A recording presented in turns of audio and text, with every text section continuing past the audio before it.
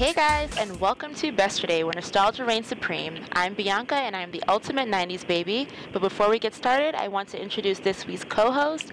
And this episode is really special because I usually have like fellow writers, fellow bloggers, people in the industry. But for this episode, I wanted to bring a fan because I feel like I always talk about Rihanna, and I wanted to make it a little bit more personal. So the guest for today is...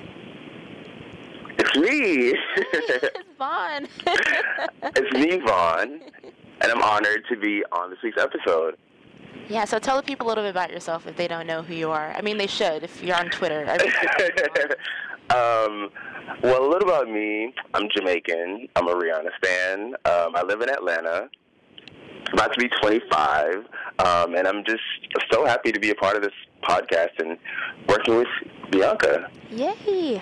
All right, let's dig into it, guys. So as I say every week, Besterday is a podcast where we reminisce on the songs that had your heart, the movies that made you laugh, and everything pop culture from the 80s to the early aughts. So think Game Boy Color, Baby Bottle Pops. Baby Bottle Pops. Yes. AOL Dial-Up. Oh my God. And guys, also hashtag Besterday on Twitter and Instagram and wherever your heart desires, and rate us on iTunes, of course, and also follow myself, Bianca Rogue, on Twitter, and Vaun, tell them your Twitter handle. It's _VAUN. All right, there you go. All right, guys, so we are going to kick it off with This Week in History. So first off, on June 5th, which is today, 1993, Mariah Carey got married to the devil himself, a.k.a. Tom. And it's so ironic what follows this. Yeah, right? Yeah, so the next one is June 5th, 2004. Jennifer Lopez got married to Mark Anthony in Beverly Hills. All these iconic flop weddings just... Right, I was just going to say, all these elaborate weddings that lasted no time. So sad.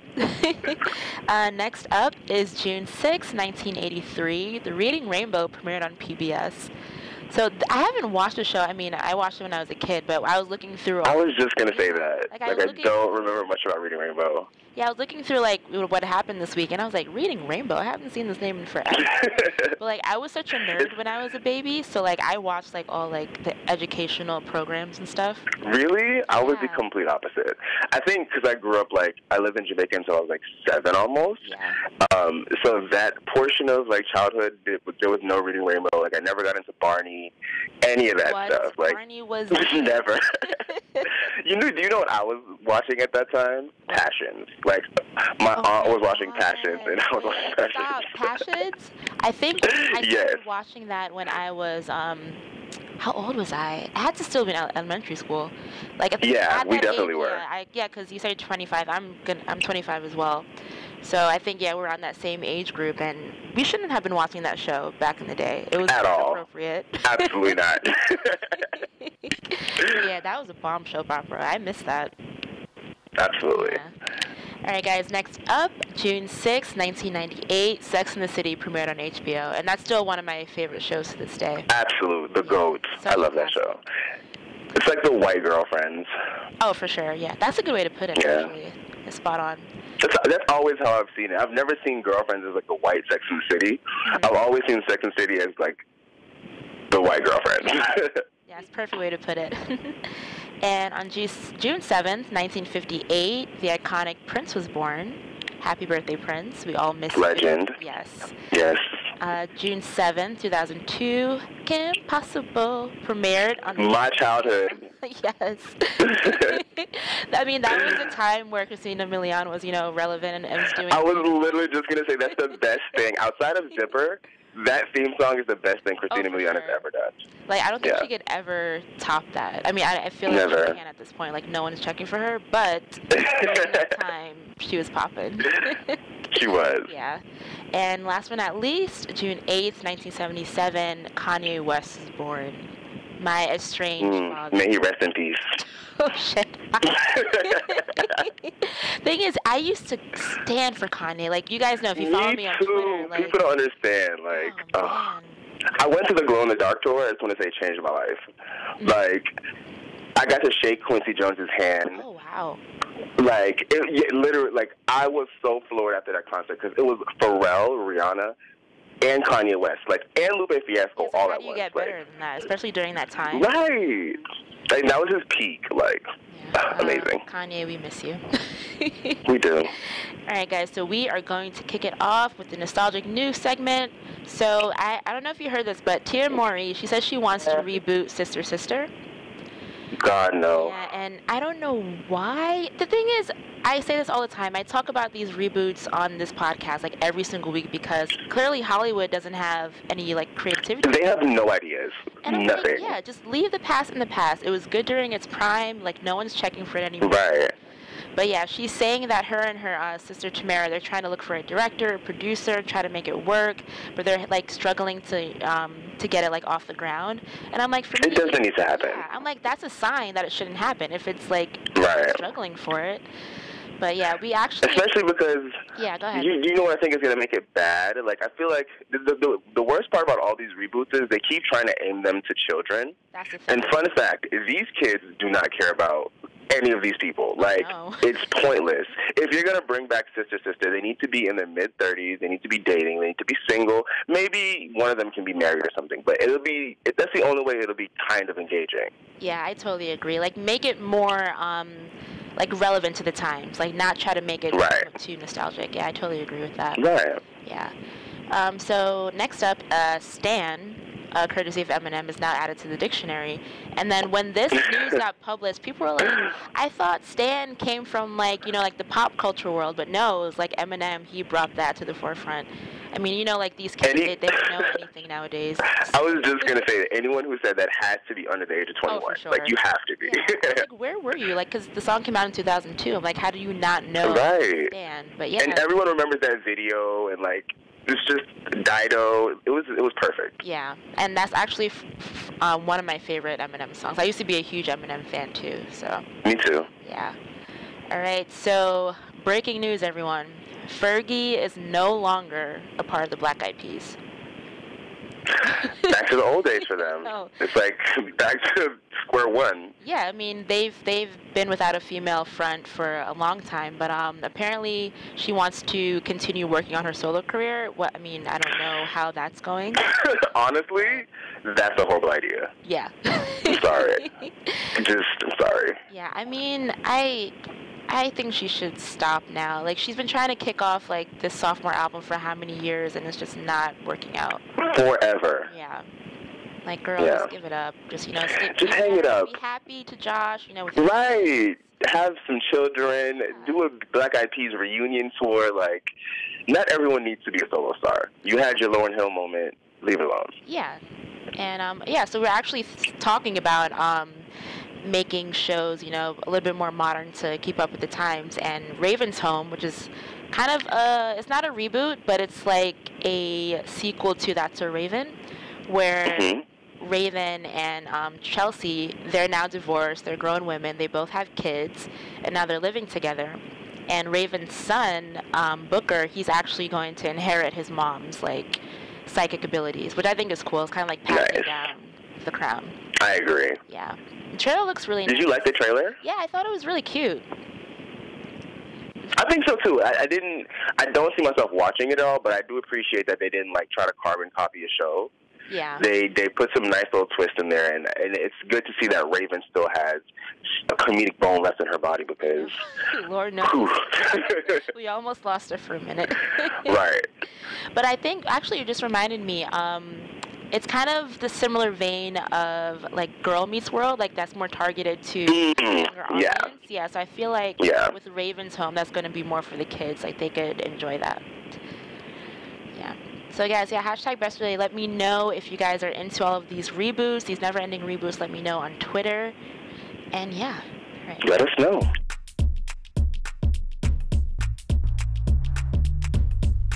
All right, guys. The moment has come. The time. Yes. Has come. I don't even know where to begin. You guys know, if you listen to this podcast, I literally reference Rihanna in some shape or form in every episode. It's not even like, I think it's like a subconscious thing because I'm such a fan. And it really is. It's like she's just like embedded in my spirit. Like I just talk about her all the time. Absolutely.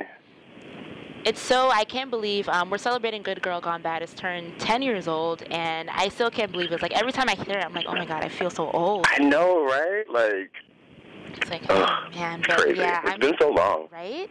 And I'm so happy that it's been a long time coming. You guys have been asking for a Rihanna episode because I talk about her so much. So I feel like this was the appropriate time to do it, and I'm so excited to dig into this album because it's not only one of my favorite Rihanna albums, one of my favorite albums of all time.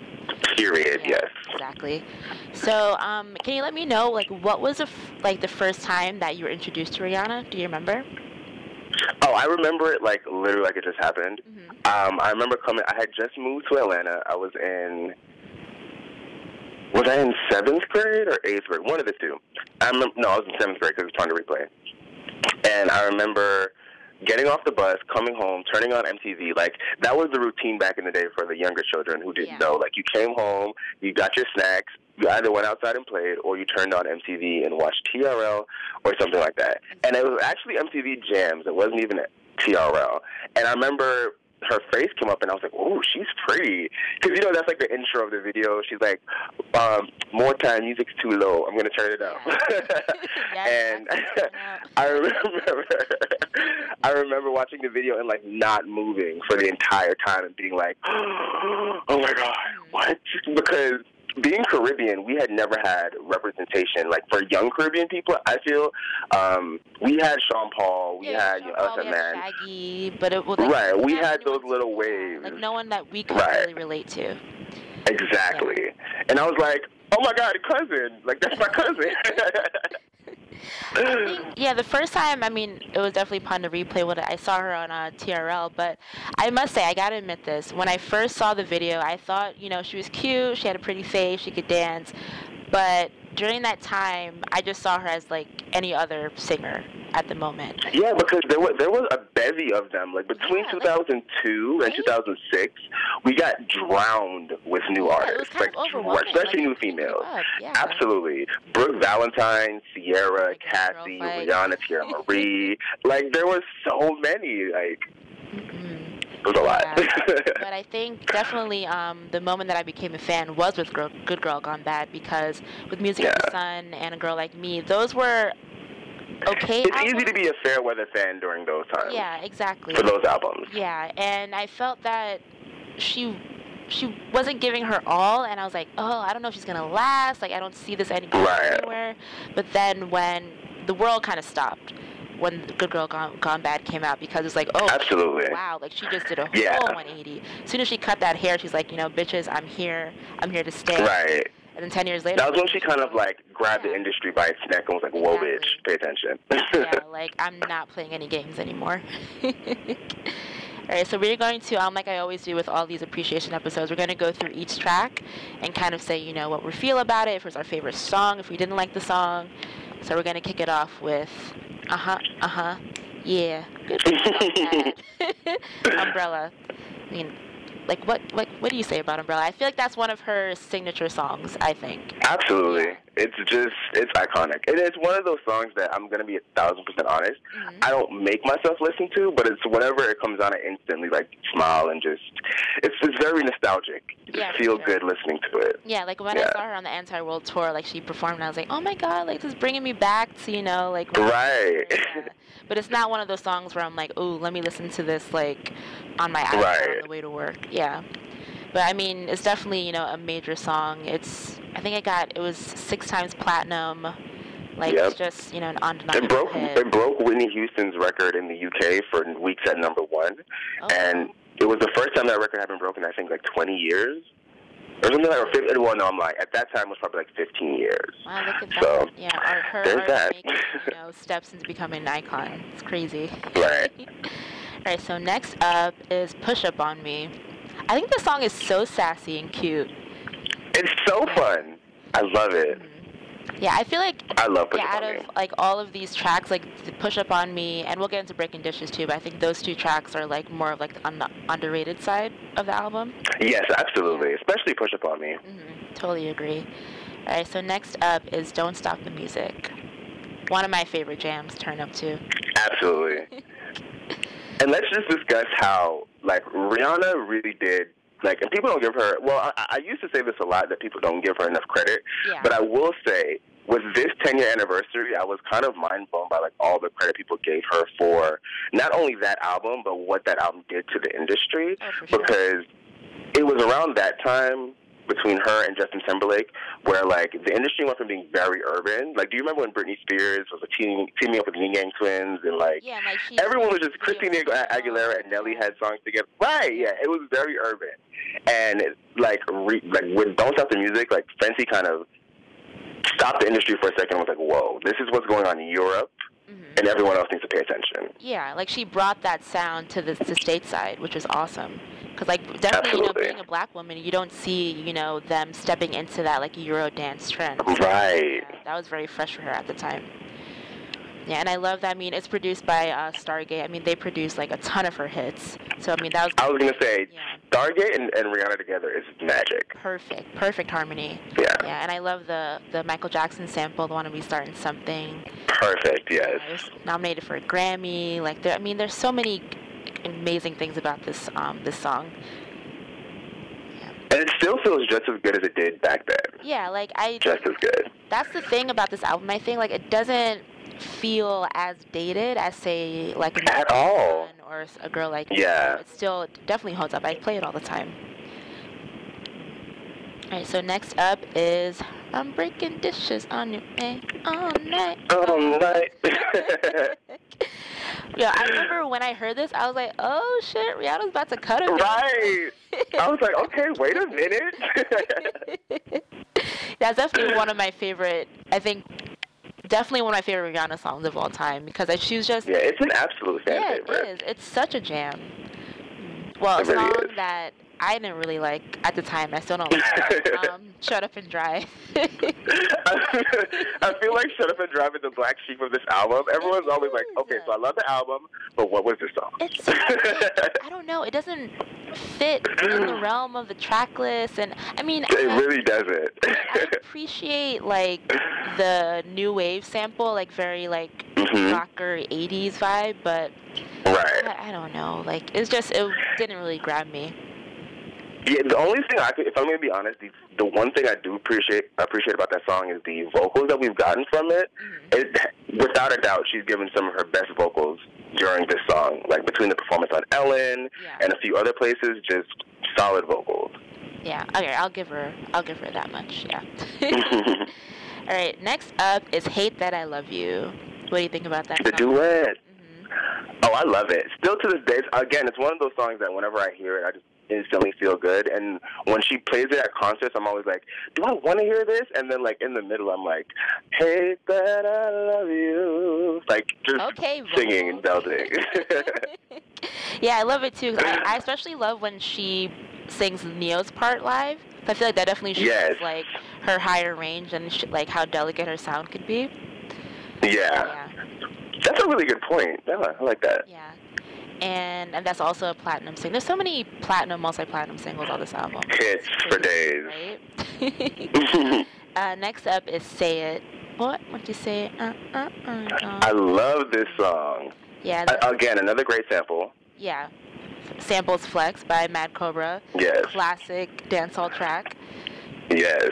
Yeah, and I love that, obviously this album has so many different genres to it, but I like that she still carried a little bit of the Caribbean vibe with this song. Exactly. Yeah. She gave us a dash of it. She was like, I might be going pop, but I'm still going to give you a dash, like a little dash of home. Yeah, exactly.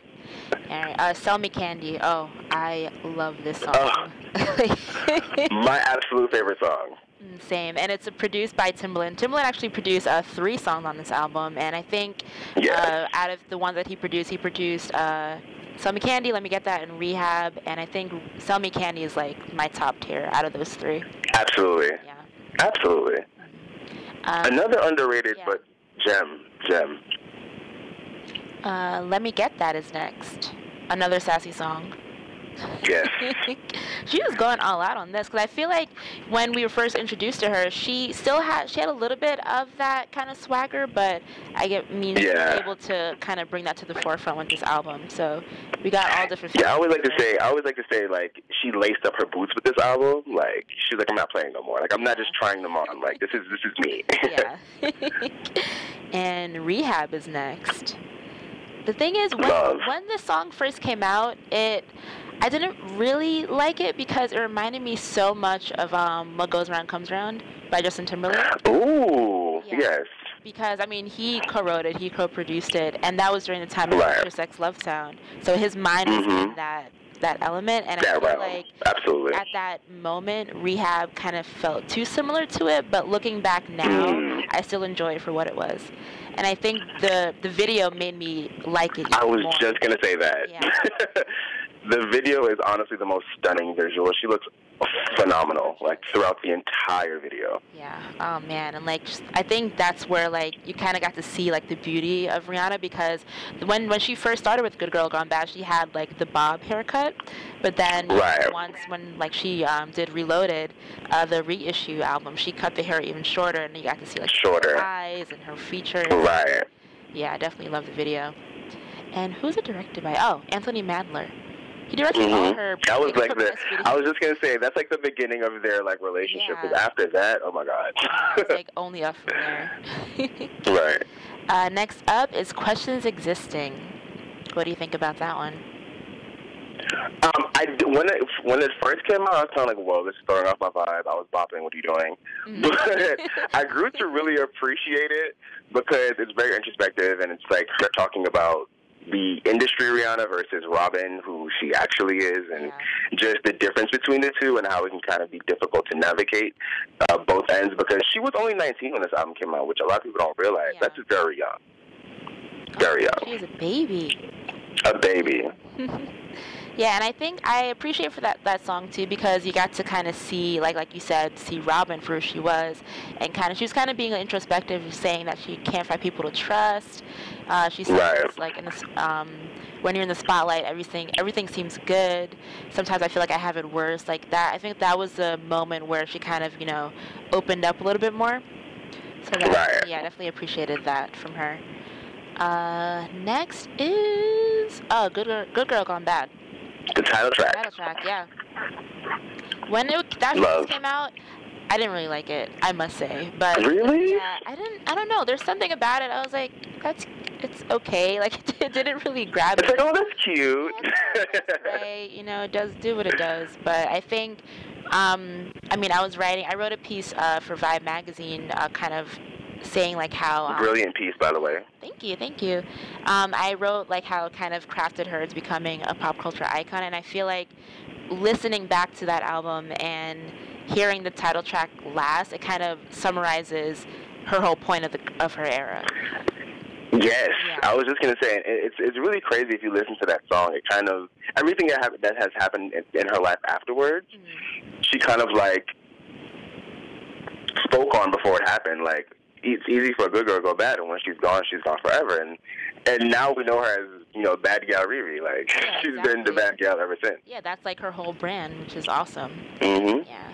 All right, so we're going to get into the deluxe track editions. Disturbia.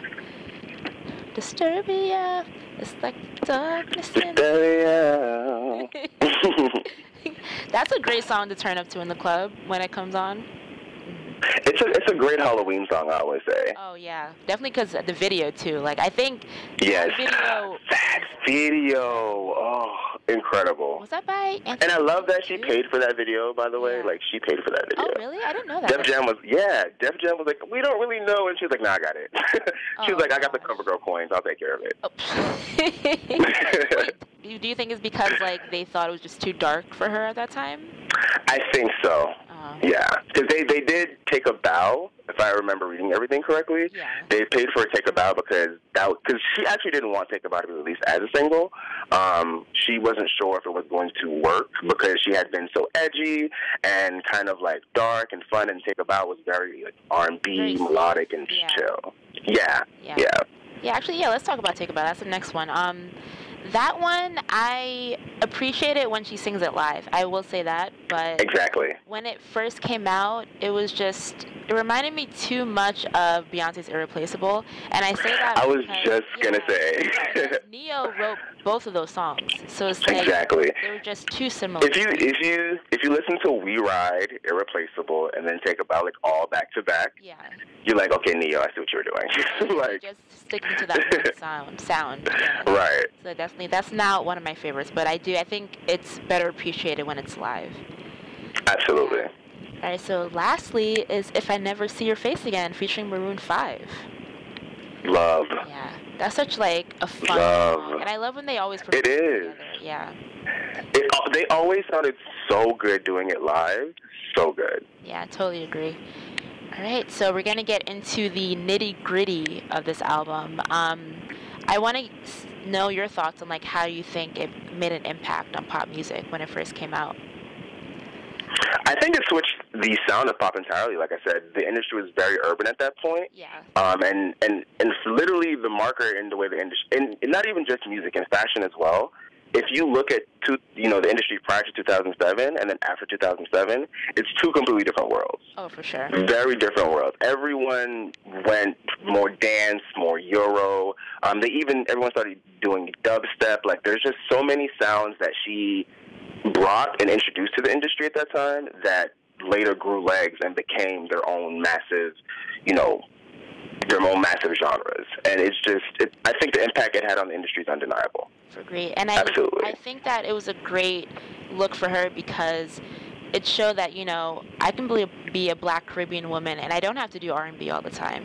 Like I could I could dabble into rock. I could do a little bit of punk with the mix for Shut Up and Drive. I could do folk. I could do whatever I feel like. That's my background doesn't like affect my artistry, and I think that's when I first respected her. I was like, oh, her being 19 and realizing that at such a young age is like, how can you how can you pass that up? Yeah, I'm like, oh, we're standing so hard right now. I love it. I'm trying to contain myself. No, stand out. This is the reason why I have you here. I chose you. Like, I know, because I mean, we follow each other on Twitter, and we talk all the time, and I kind of feel like you kind of understand where I'm coming from when it comes to Rihanna. So I think it's absolutely perfect, to have you on here. Yeah. I think it'll be kind of foolish if anyone, I think, just denied what the album did. Like, even when you look at Beyonce's next album and Britney's next album and even Christina, like, they all these people that came before her, people that she looks up to, you can easily see where they borrowed from her style and her sound, especially Christina Aguilera, who is a really big Rihanna fan, which is weird because Christina's one of those girls that doesn't like a lot of people. Her and Mariah, which is ironic. Right. Which is because they don't like each other, right. Yeah, and I wrote in my article saying that this kind of served as like the jump off point for girls of today. All these pop they want to mix it up with a little bit of edgy dance or want to do some grunge, and this was kind of like the example, like, okay, this is how you do it. This is how you be a little unique, but you could still make #1 singles.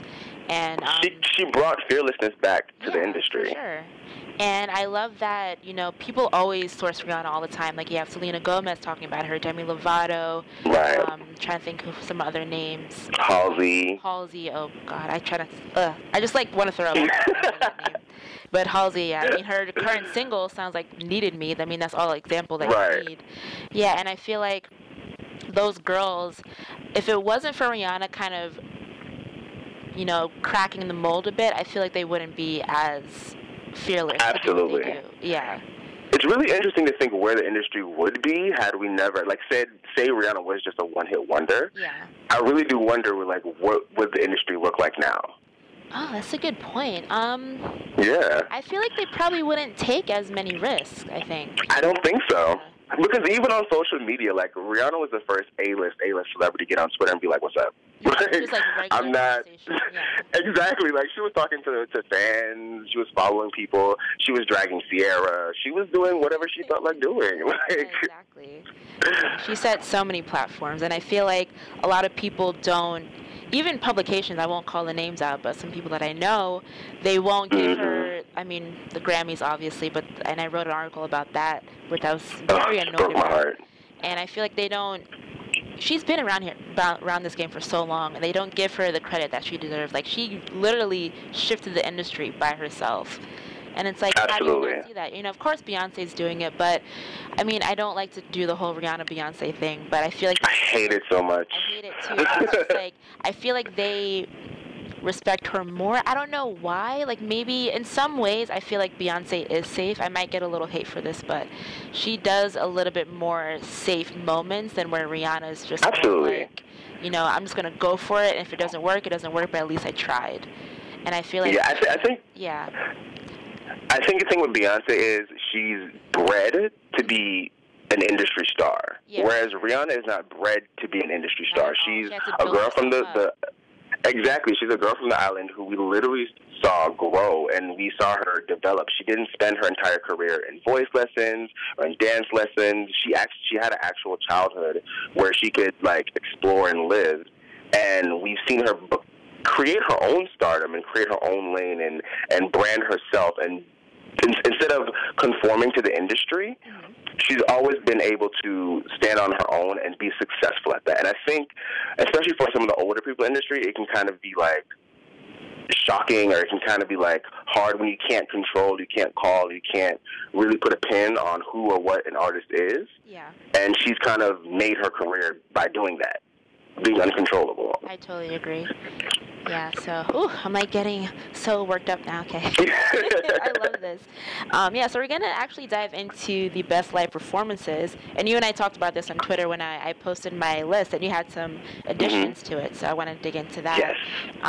So what would you say were, like, some of your, like, highlight performances from that era? First, I want to say, like, this era was focused a lot on her vocals. There's not a lot of, I think prior to this album, she tried to do more dance performance. She kind of focused a little bit more on energy and dancing as opposed to her vocals. But you can clearly tell that, like, she was like, no, y'all need to know that I can sing. Like, I'm going to focus on vocals. So I'm going to give you three of my favorites. Shut Up and Drive on Ellen, again, phenomenal vocal. Shut Up and Drive again at the Pepsi Smash, which was right before what was supposed to be the Grammys, and then her If I Never See Your Face Again performance on FNMTV, which they low-key need to bring back. Yes. I was just thinking that, because, like, I remember, I put that in my list, too, and I was like, I totally forgot about this music block. Like, I feel like it only lasted for, like, legit one season. That is so sad. I remember, like, Pete Wentz hosted and everything. Yeah. Like, I miss that type of thing on TV. I don't know, maybe MTV it's needed. Well, yeah, I totally agree. Okay. And what would be my favorites? I love her Manchester tour. Yes. Excuse me. Yeah, and absolutely. Yeah, that was the one that she put on DVD, and I love her Umbrella performance. I think because it kind of like showed like a glimpse into the little star that she was becoming. The audience was just like so caught up in it, like singing every word. They had the umbrellas in the audience. Yeah. It's like, oh, this is so heartwarming. Like they really. It was a moment. Yeah, like they really fuck with her at that point. So I love that. Yeah. Also the Umbrella performance at the Music Awards with she like did her little cameo. I remember that. Yeah. That was a good one. That was fun. I'm trying to think what's some other ones. Oh, the 2007 American Music Awards when she did Umbrella and Hit That I Love You. That's also a favorite. Oh, I love that one. Yeah, you're right. Beautiful. That was a great vocal. Yeah. Yes, she had that gold dress on. It was beautiful. Love that. What's some other ones? Do you remember her performance of Vogue at Fashion Rock? You know what? I was thinking about that. A little Madonna moment? Yeah, I totally forgot. I was like, why didn't I think that was from the Good Girl Gone Bad era? I thought it was like a prelude to Rated R. Like, no, I kept that. Yeah, I got that confused. But yeah, I mean, the Black Madonna in the flesh. There you go. Oh my God, I totally forgot about that. But yeah, I feel like that's definitely an underrated performance because she totally killed that. Like the vocals. She did. She was voguing and everything. Yeah, her look was on point. Yeah. Do you remember the Take a Bow performance at the London Variety Show? Yes. you don't understand how much I screamed when I saw you posted that. That's how I was like, yo, Bianca is real. Like, she's real. That's you guys legit. think, like, not you specifically, but people think, like, oh, like, I say I'm a Rihanna fan just to, like, be, like, popular. Because, but you know, no, it can like, kind of be, it can be hard to tell. It can be hard to tell because some people are like, it becomes like cool to like certain people. Exactly. Or they say they like certain people, but they don't really like them. Yeah. But when you posted, I was like stamped forever. She's legit. Like, I've been a stan. Like, I started standing with this album, so it's like I'm not faking that. Like, this is like a real thing. And it's just, I mean, I just happen to be in the industry, so it's just like I like bringing my stand-up, you know, to platforms like the podcast and writing and stuff. Yes. I love to channel, like, if you guys don't have a voice to kind of, you know, propel Rihanna into what she needs to be, I want to be, like, the platform to do it for Yes, be that voice. I'm going to applaud and, like, voice. Like, I'm going to applaud. Like, I'm just, it's beautiful. Thanks. We could also talk about, you know, her change in style. We kind of touched that on a little bit, but I think it's definitely it was so a 180 because when she first came out, she had like kind of like the princess, you know, Disney brunette locks, and then you know, the typical R&B singer. Yeah, exactly. Style. There's nothing exciting about it, but then definitely with this album, she did the short hair. She cut it into more of a pixie. She dyed it a little bit, like she had those like blue streaks which shut up and dry. Yes. Yeah, such a cute look. I love the blue in her hair. Yeah, and I think definitely her style too. She was rocking a lot more like spikes and lace and leather. Right. Very kinky, which I love. It's so funny because I remember like when she changed her style, people were like, "Oh my God, what is she doing? You know, she's gothic now. This is so, you know, it's so risque. It's so this, so that." But looking back, like during that time, that was like I a moment. Because looking back on it, I'm like, that was so like relaxed compared to everything that everyone does now. I mean, with Rated R, like that was even more right. risque. Like this was just a little bit. Yeah. And I wanted to know where you would rank Good Girl Gone Bad in her discography, because I feel like us Rihanna fans, we always fight about this. Like what? We literally, it's like every 2 weeks this discussion is had. Seriously, but where would you put it in your like personal like ranking? Personally, for me, it goes between number 3 and number 2. Okay. Well, number 3 and number 4. No, okay, because see, I'm a child of the Caribbean, so like for me, I know a lot of people like they don't really care for A Girl Like Me, but me personally, I love that album so much. Absolutely, like We Ride is first of all probably my favorite Rihanna song ever. Wow. I didn't know. Yeah, I love We Ride so much, and then like Them Haters, and it's funny because people heard SOS and thought that album was going to be like really pop, but it's actually like a legit R&B reggae album. Like it's not a pop album at all. Yeah, that's true. And I love that album. So, but it's definitely her number 3. Like it's Anti, Rated R, and then Good Girl Gone Bad. And if I'm having a fun day, I might switch Good Girl Gone Bad and Rated R. I think I was trying to like think about this the other day, like try to make it clear. Definitely Anti's number 1. Number 2, Rated R. Rated R, to me, when that came out, I had a personal connection with it. But I think when that turns 10, I'll have another discussion about that. But definitely had... Invite me. Yes, of course. Yeah, because I mean, I was in college. I was trying to like find myself. And, you know, that happened after that unfortunate attack. And I felt a connection with her at that time. So I feel like Rated R is just a personal fave, always and forever. So that's number 2. Absolutely. And then Good Girl Gone Bad is definitely number 3. I'm trying to think where else I would place the other albums. I think Unapologetics, number 4. Yes, and then, I agree. Then Loud. You know what's so funny? Most people would be like offended by that, but I like, and I don't dislike Loud. And it's weird because it means so much to me because that was my freshman year of college. Yeah. I graduated high school, and What's My Name is still like one of my favorite songs. And oh, sure, that's like it means a lot to me. Yeah, whenever I listen to it, but for some reason, whenever I'm comparing it to the other albums, it always falls to the end. Yeah, the thing is, that album, I feel like it just came so fast. Like, it's her shortest album. It really did. Like, it's literally all, I mean, that's why she unfortunately got the, like, just a singles artist, because, like, the entire album was singles. Like, it was just, like, back-to-back. Single heavy. Yeah.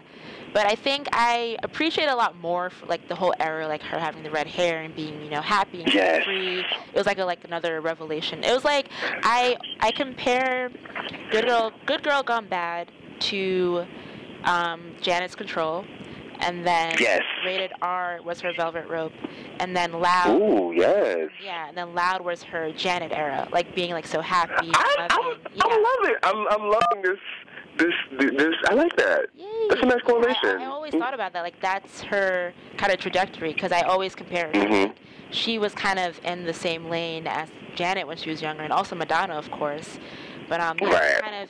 It's interesting to see kind of like the similarities between how they both kind of grew up in their careers. So yeah. Right. Yeah, so definitely Loud was her Janet, and that's like after Unapologetic. And then I would do Talk That Talk. And then probably A Girl Like Me, then Music of the Sun. Yeah.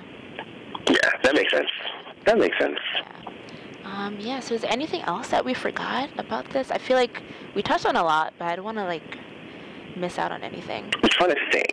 I just, that era was just, Good Girl Gone Bad was such a great era. Like, she, like you said, she really made a name for herself, and I think she kind of solidified the fact that she wasn't just another R&B singer. She wasn't just another, you know, placeholder, if you will.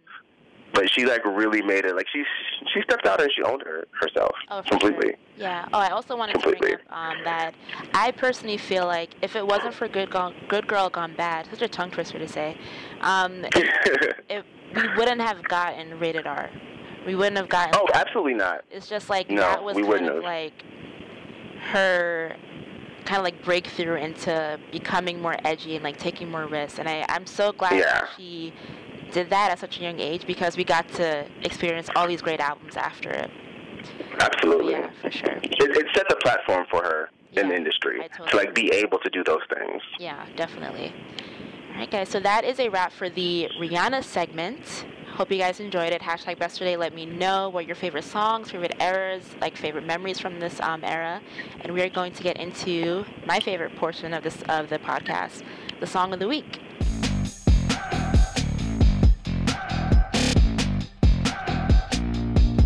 Alright guys, so we are back with the Song of the Week segment, and this is when both co-hosts surprise each other with their throwback Song of the Week, whatever's on your mind, but it has to be either from like the 90s, the early 2000s era, and I always let my co-hosts go first, so let me know what... Okay.